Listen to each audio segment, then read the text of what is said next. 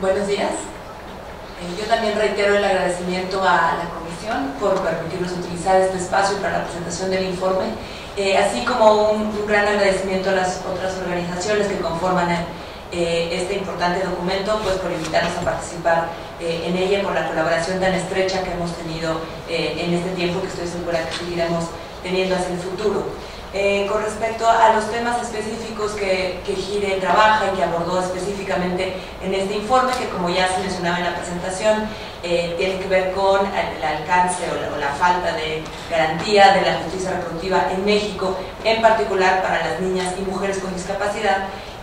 Bueno, nos preocupa las violaciones a los derechos sexuales y reproductivos de niñas y mujeres con discapacidad que todavía existen en México, y bueno, el nivel de incumplimiento tanto de los artículos de la Convención como de las observaciones ya expresadas por el Comité en la ocasión anterior en la cual México se sometió a este examen en específico sobre estos temas de derechos reproductivos. En primer lugar, quisiera hablar sobre un tema que ya se ha mencionado previamente, especialmente por Priscila y Juan Martín, que tiene que ver con la ausencia de datos completos y desagregados sobre las condiciones que viven las personas con discapacidad en México. Sabemos, de acuerdo con información del INEGI, que en México viven alrededor de 7.1 millones de personas con discapacidad y que más de la mitad, o sea 3.8 millones de estas personas son mujeres. A pesar de estos como grandes datos numéricos, tenemos poca información realmente más compleja y detallada con respecto a las condiciones que viven estas personas, en particular la ENDIE, que es la encuesta que lleva a cabo el INEGI y que trata, entre otras cosas, los tipos de violencia que enfrentan las mujeres en el país. No desagrega esta información por discapacidad, o sea, no muestra cuántas de las mujeres encuestadas tenían o reportaban contar con alguna discapacidad, e incluso especifica que el hecho de que la persona encuestada tenga una discapacidad es una condición para suspender la encuesta a criterio personal de la persona que está encuestando. Entonces, bueno, esto nos deja en una situación en la cual no tenemos realmente información. Sabemos por aquello que documentan las diferentes organizaciones que la violencia sexual en particular es un tipo de violencia muy presente para las niñas y mujeres con discapacidad, pero no tenemos datos públicos que nos den más detalles sobre esta circunstancia. Esto es grave para organizaciones de la sociedad civil, pero es particularmente grave para el Estado, el cual difícilmente va a poder estructurar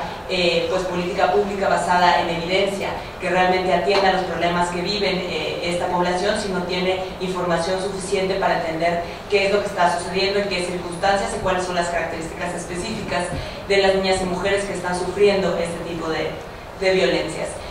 También desde GIRE, mediante solicitudes de acceso a la información, buscamos preguntar a las diferentes autoridades acerca de situaciones de derechos reproductivos que no están documentadas ya públicamente en encuestas accesibles a la población, y siempre solicitamos esta información desagregada por discapacidad, información que sistemáticamente nunca obtenemos. Entonces, bueno, todo esto muestra el gran desinterés por parte del Estado mexicano por conocer, en primer lugar, la situación que viven las personas con discapacidad y después, pues bueno, de resarcir estas violaciones de derechos humanos y finalmente garantizar los derechos que están obligados a garantizar. Por otro lado,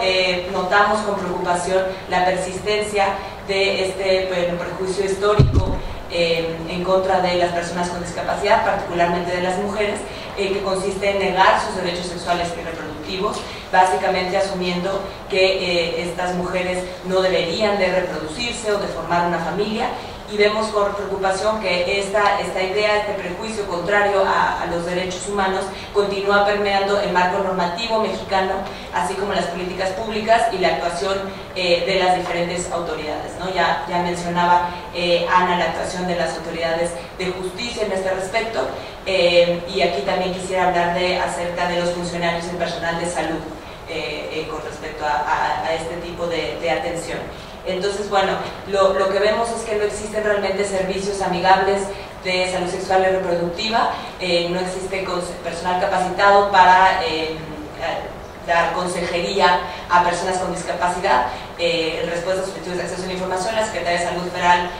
confirmó que no tiene ningún tipo de capacitación ni sensibilización su personal para dar información anticonceptiva a personas con discapacidad, y a nivel local 92% de las secretarías de salud afirmaron lo mismo, ¿no? A nivel normativo nos preocupa la persistencia en la NOM 005, que es la norma oficial mexicana que trata sobre